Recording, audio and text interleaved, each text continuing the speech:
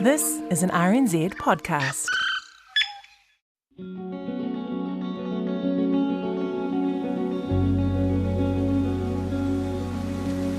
There's no way in the world he would have got through that rubbish. If you had seen it, you would know what I mean. You can imagine falling all these trees and putting them into one big block here. There's no way in the world anything could get through them. There's no way in the world he could have got through that rubbish. That's why I wonder whether he's been picked up, he's been taken. This is Jo Reynolds. We're at the Matarawa Creek, not far from the Tokoro house she used to live in when her son Jefferie went missing. When Jefferie disappeared, Keith Holyoake was the Prime Minister. Lyndon B. Johnson was the President of the United States. The Vietnam War was at its height, and mankind was still preparing to land on the moon. It was 1968. Jefferie Hill would be 52 years old today, but the last time Jo saw him, he was merely a toddler. The 2-year-old boy had been playing across the street with a neighbor on September 28, 1968. Somehow, he ended up near the water. The police believed Jefferie fell in. The family aren't so sure. If he was in here, except for going under a tomo or whatever Dad called it, he would have been found. He should have been found. As you can see how big it is, it's not the Waikato River, it's small.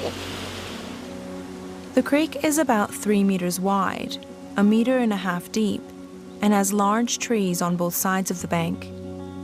What happened to Jefferie? Did he fall in the creek? Did he wander off? Or was he taken? I'm Paloma Migoni, and this is the 4th episode of The Lost, a podcast that looks into some of the country's missing persons cases and talks to the families about the void left behind. She likes animals, okay, that's good. Jo Reynolds still lives in Tokoroa. She sold the family house after her husband Jeff died 13 years ago. But she's still close. The Matarawa Creek, not too far away. Her living room is decorated with pictures of dogs. She loves animals. You can't miss Jefferie, though. You're greeted by a large picture of him when you walk in the room, hanging on top of the dining table. He's wearing a light blue jersey his grandmother knitted for him. It was taken during a family shoot. He's smiling in it, giving a full display of his little baby teeth, his hair beautifully groomed. Jo says Jefferie was a mummy's boy, the youngest of 2 brothers. Named after his father, Jefferie wasn't your normal 2-year-old. If he sat up at the table, he'd just sit there very quietly, and if he dropped a bit of crumbs or something on the floor, like children do, he'd go straight out and get the brush and shovel and come and clean it up without me telling him. He'd just go and do it. And if he changed his clothes at night time, locked his clothes up after he had a bath, as soon as he got his pyjamas on, he'd take his dirty clothes straight out, put them in the wash basket. And I never taught him that. We're talking a two-year-old. When he was 2, he started doing that. 2 years, 10 months when he went missing. But he was always with me. He always with his father too, of course, but mainly with me. He even had love for the animals at that age too, like we all have in our family. Who was the cats at that time? Timmy was the cat at that time. And as soon as Timmy would come in, he'd rush over and put his arms around and pick him up. Then he'd bring him over to me. And he'd say, "Timmy want cuddle." So I'd have to give Timmy a cuddle. Just little things like that I can remember about him. Jo still has Jefferie's teddy bear. It's in good condition despite the years. It used to belong to her older son Robert, who lives in Australia now. She would often see it bouncing about behind him as he dragged it around the house with a string. He couldn't sleep without it. I don't think there's much in here. I don't think there is one of Jefferie.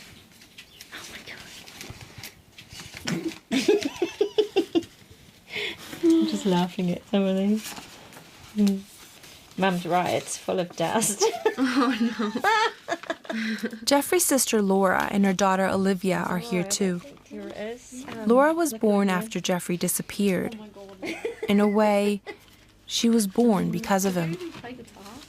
A reverend once told the family the best way to move on after losing a child is to have another one.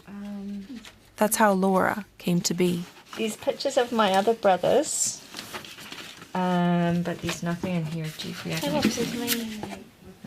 not Jefferie, that's Ivan. If she's right, it's really dusty. Despite Laura never meeting her brother, she feels she knows him. The family didn't shy away from talking about him. They kept his memory alive.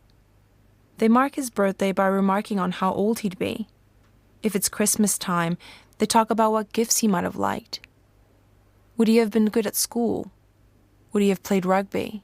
I was born into a family of sad people, a sad time. He was always talked about. We always had his picture up. He was never a secret.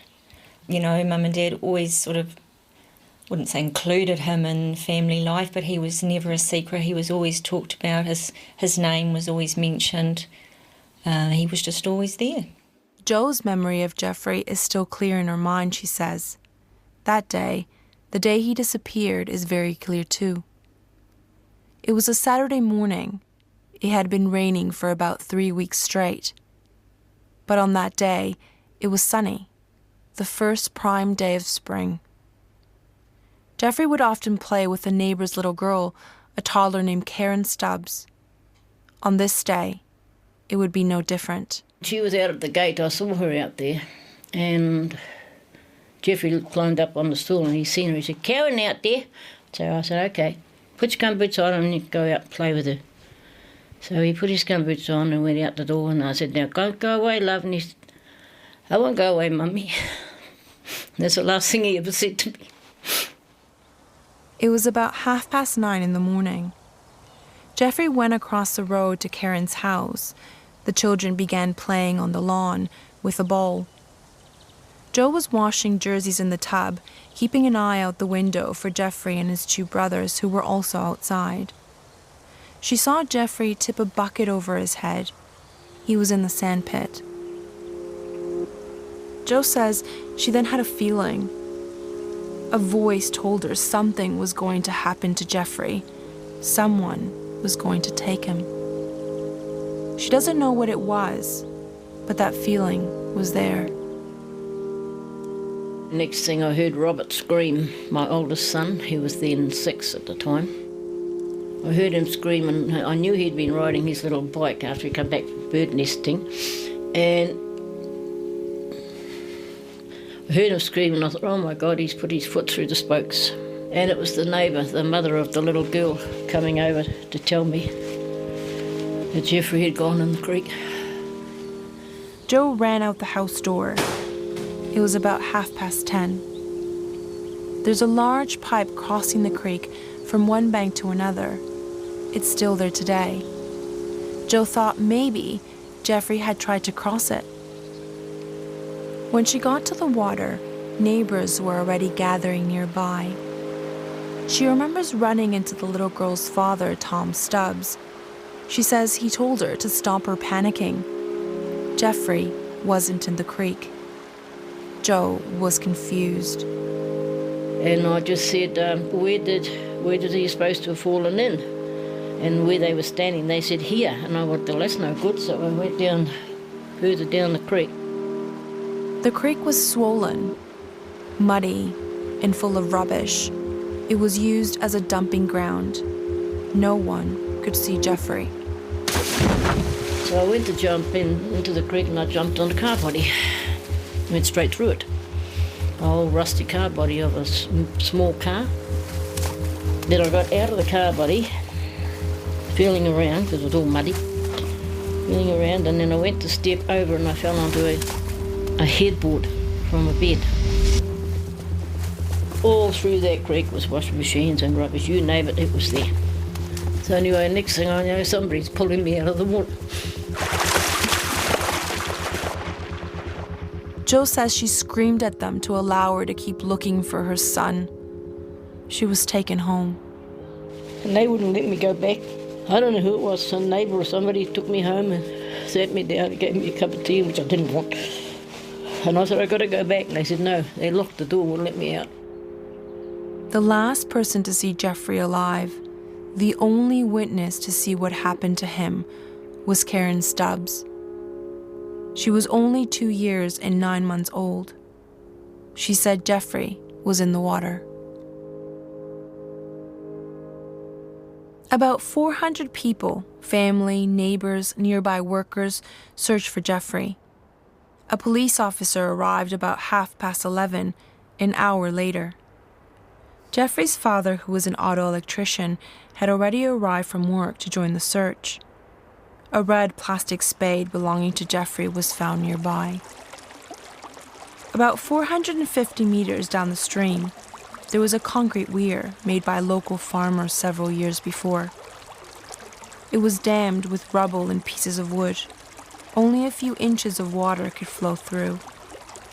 If Jefferie was in the water, he wouldn't be able to get beyond that point.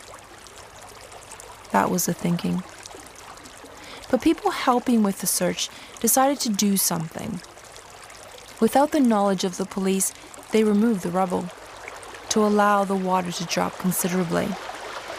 It began to flow through the weir. Residents stood by, keeping an eye, checking if they could see Jefferie pass through. They couldn't. About 4 o'clock that afternoon, Senior Sergeant Ronald Moncur arrived. Mr. Moncur, now 84 years old, lives in Auckland. His memory of that day is a bit limited. I was in the station and I remember this report coming in.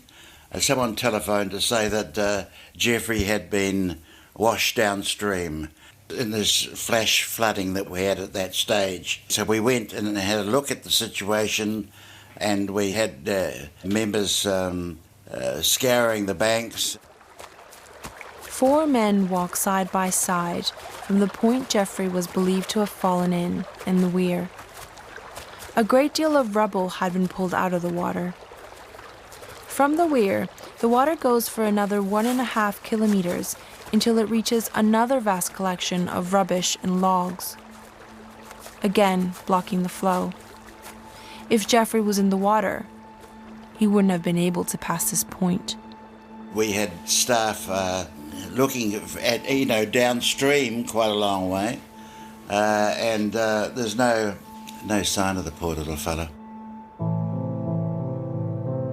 Residents also looked under bridges and houses, dips and tomos, a natural underground hole quite common in the South Waikato area. They searched the town.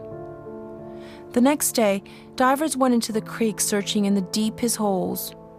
Men tramped up and down the water without success. Chains and grapples and rakes were used. On Sunday, the police decided to build a dam south of Manatai Road, about 1.5 kilometers from where Jefferie was believed to have gone in. The water level in the creek dropped considerably. Throughout that day until about 7 o'clock that night, more than 100 men combed the creek from the nearby Baird Road weir, where logs and rubbish I referred to earlier were pulled up, to south of where Jefferie is thought to have fallen into the water. On Monday, a second dam was built and suction pumps were used. On Tuesday, 3 days after Jefferie was last seen, the police dogs were brought in. Mr. Moncur has an explanation for why it took that long.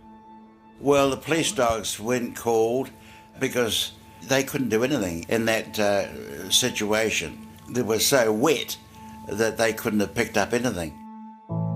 Another dam was made on Wednesday. 50 men searched the area using forks and rakes. Dead pigs and sheep were found. Again, no trace of Jefferie. It was quite a populated area, you see, and you would have thought that anyone from that point of view, he would have surfaced somewhere along the line, I don't know what else I could do, and I still don't know what I would do if it happened again, is that we did our very best to find him. Mr. Moncur would later tell the coroner there was no trace nor any evidence that would conclusively show Jefferie had fallen in the water. Jo isn't particularly happy with how police handled the investigation.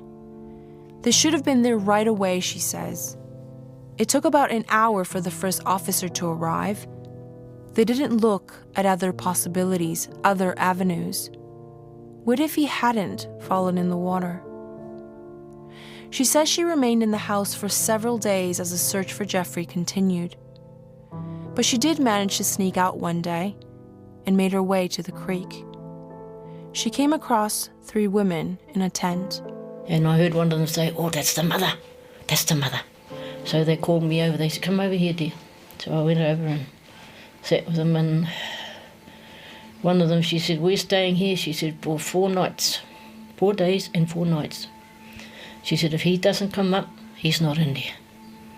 She said, "We're not going down to the water. If the water's got him, it will give it back to you." But of course, nothing happened. But those 3 ladies, I believe, stayed there the whole 4 nights and days. Those 4 days passed, and still, Jefferie was missing.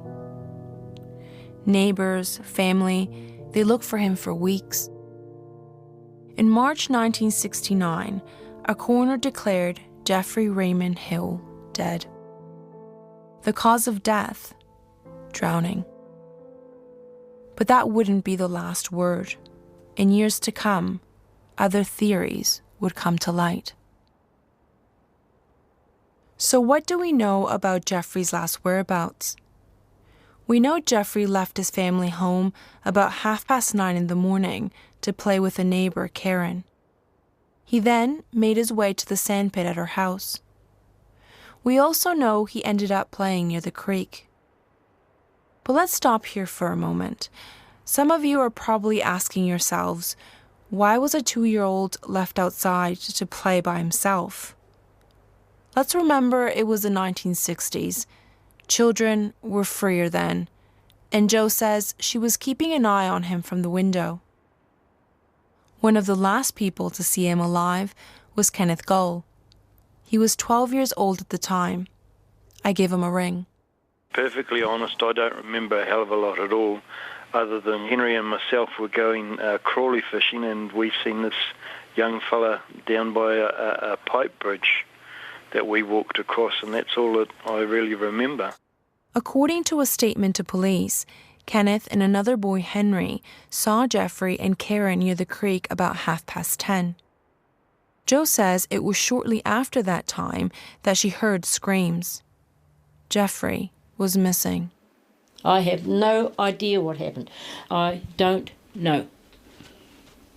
No idea. All I know is I put him outside to play with Karen. He was sitting in the sandbox when I last seen him, and then her mother was at the door saying he went in the creek, so that's all I know. But you don't think he's in the creek? I don't know. I don't want to think the other way. Did Jefferie really fall in the creek that day?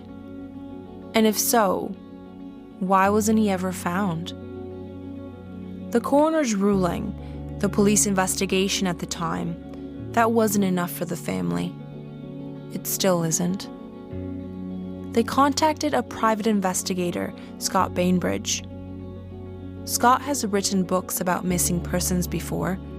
He turned down an interview for this podcast, but told me after spending time looking into the case, he too has no idea what happened to Jefferie. During his investigation, the family got sketches done of what Jefferie would look like today. The family kept a copy of it. There are 5 drawings, varying from age 10 to about his late 40s. You can see them on our website. Well, I can't see Robert and Trevor in there. No, I can't see my other brothers in him at all. No. And to me, he doesn't look like anybody in our family. He could have taken The pictures ran in the local newspaper, and the coverage of Scott's investigation raised new questions, new leads. Someone made contact. Someone claimed to know a man who looked similar to the sketches. And an old neighbor also came forward, saying he saw someone bearing something not long after Jefferie went missing. It was wrapped in newspaper that looked like it could be the size of a boy. The person the old neighbor was referring to is Tom Stubbs. Remember him? He's Karen's father, the little girl Jefferie was playing with. Remember, Jo says he told her Jefferie wasn't in the creek on the day he disappeared? That has stayed with her.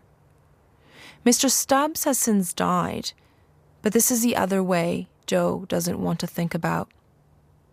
Jo has always suspected he was involved somehow. He would be aggressive towards the local children, she says. Those new tips, Scott Bainbridge's work, led to police reinvestigating the case in 2011.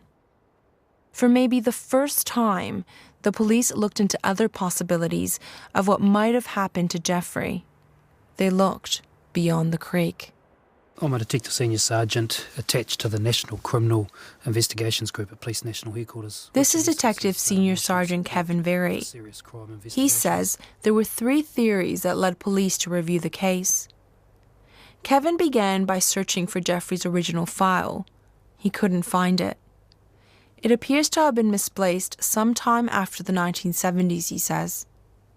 The Missing Persons Unit put a new basic file together so police could have an electronic record. So some of the information that was being alluded to was about the suspicious behaviour of a person in the neighbourhood. He's talking about Tom Stubbs. That was one area of information provided to us, how several persons have observed him on the day Jefferie went missing, behaving a little bit suspiciously, seen burying a package in a yard. Another line of information was about a possible person who matched a photo fit picture prepared by the private investigator that was put in the local newspaper, who had to some people, an unexplained background. And several other theories were alluded to regarding a blue or a yellow car that was seen in the Ferguson Street, Gloucester Street area at the time Jefferie went missing and was never able to be accounted for. Okay, so Kevin mentioned 3 things. Let's go through them, beginning with the tip about Tom Stubbs. After Jefferie disappeared, rumors started to circulate in the neighborhood about him. And as mentioned, years later, an old neighbor said he saw him burying something in his backyard. With the help of Fairfax Media, a private-run search using ground-penetrating radar was used at the Stubbs old family home. Kevin went along. The geophysicist found 2 anomalies in the backyard of a property that was of interest based on this witness information. And out of those 2, we dug a very small area of the yard based on that information to what we called some voids or hollows in the ground. In March 2012, they began to dig the Stubbs' old backyard. They found nothing. The anomaly, it was a tomo. There was also no sign of any foreign objects, clothing, or body. Tom Stubbs' family talked to media at the time. His wife, Colleen, told the Waikato Times there was no proof that her husband did anything wrong. He wasn't a bad man. And he had been fixing the baby's bassinet when Jefferie went missing. Okay, so what about the man who looked like the sketches commissioned by the family? Jo and Laura say maybe someone took Jefferie. Maybe someone raised him as their own. And he's out there, somewhere, without any knowledge of where he came from. So we identified that person and went and spoke with him, and also obtained his birth records, and through those records and some statements, it was proven that he was not Jefferie Hill. And of note, Jefferie had a birthmark or a mole between his chin and his lower lip, which was quite distinctive, and it was clear that this person lacked that. What about the strange cars spotted in the neighborhood during this time? Kevin says the police weren't able to follow up on that. It was so long ago. I asked him what he thought about the initial investigation. A very thorough search was done of the stream and the surrounding area. For 1968, there was a large community input and a lot of resources, and it was a very good search. Jefferie's body wasn't found, which to a lot of people is surprising. The level of searching done, you would have thought that increased the chance of the body being found. And the fact that there was no closure over time does rest with people, and ex-Senior Sergeant Moncur expressed that he found it odd the body wasn't found, but at that stage there's no other avenues of inquiry that were open to the police based on the information at the time. I wasn't there. We don't know all the facts missing the file. What I can tell you is I've experienced in managing searches from my time on a search and rescue squad, and when a child goes missing, there is a lot of emotion and a lot of urgency and assistance by people. And in this case, we do know that lots of the community all came and helped out, and at the time, obviously, there was not lots of policemen around, so the focus was on the information that he'd fallen into the creek. And I think that was the only focus at that time. Kevin Very looked at other possibilities of what might have happened to Jefferie, but he says the most likely scenario is that he did fall in the creek. The fact Jefferie's body has not been found has always been a point that maybe alludes to other scenarios or theories being proffered or alluded to. There was a number of actions by members of the public that possibly could account for Jefferie's body not being found. The weir that was dammed was opened whilst people were standing there watching the water or any debris flow through. No one was there all night. It wasn't re-blocked that night. Bodies in water is a science of its own. There's nothing to say that Jefferie wasn't caught up in the rubbish, the weeds, the willow, a collapsing dirt bank, a number of events that could have occurred that may have made his disappearance or his absence of his body be unobserved by all the people searching. When I visited Jo and Laura, I was greeted with heavy rain.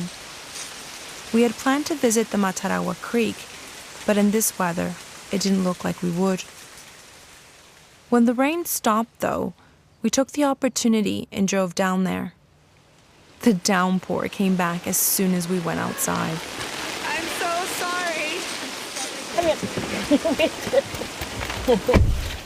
Back in the dry car, Jo describes what the neighborhood used to look like on what is now Ferguson Street.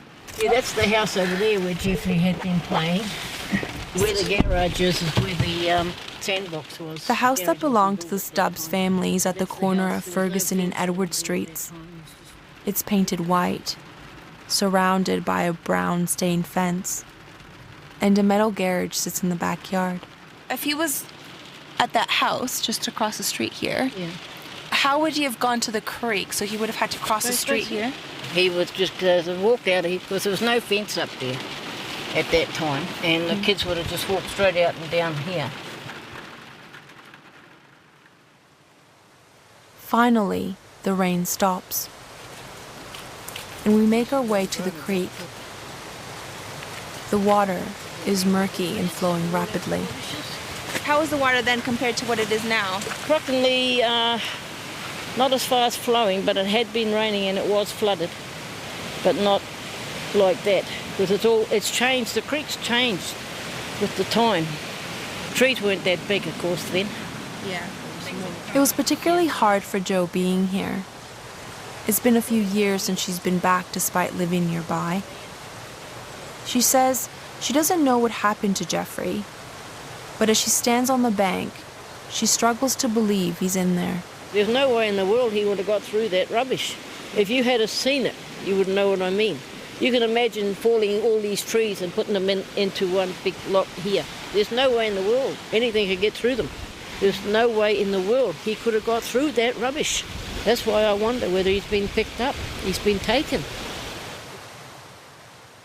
It's been 49 years since Jefferie went missing, but looking at Jo, pointing to where it's believed Jefferie fell in, showing me where she jumped in, her memory of the day is as if it was just yesterday.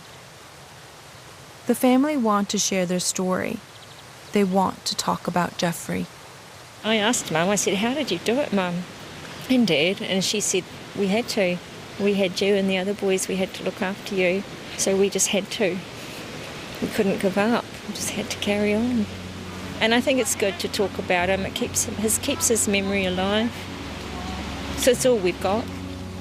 And maybe they'll get answers one day. Maybe one day he'll be found.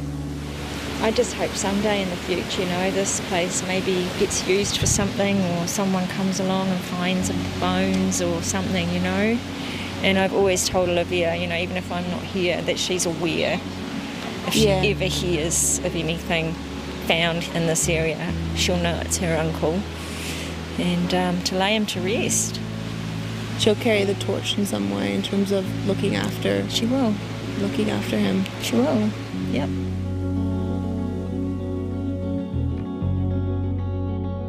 This podcast has been created and hosted by me, Paloma Migoni. Technical production by Phil Benj. The executive producer is Tim Walken. Also, a thank you to Tom Furley, who helped gather some of the audio. You can see video and photos by Rebecca Parsons-King at rnz.co.nz. If you want to hear more, subscribe to The Lost on iTunes, Spotify, our website, or wherever you get your podcasts. Of course, please don't forget to rate and review us so others can find this series. Thank you for listening. If you're interested in other podcasts from RNZ, try Pants on Fire, The Fibber's Guide to Lies, Lying, and Liars. And next week, we look into the case of Francesca Martin, who disappeared in 2005. Her father, Bob Martin, has done about 100 trips from Hamilton to Wairaki to find her.